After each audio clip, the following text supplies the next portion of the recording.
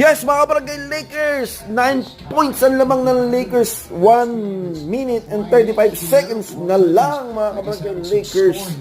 At bola pa nila. Sana kasi challenge nila yung yung tawag ng referee na out of bounds. Okay, tingnan natin. The left view is observed that there is illegal contact to the left side of LeBron James's waist. Not 24, but yan na po, mga kabagay Lakers. Bola po ng Lakers nga at 106-115.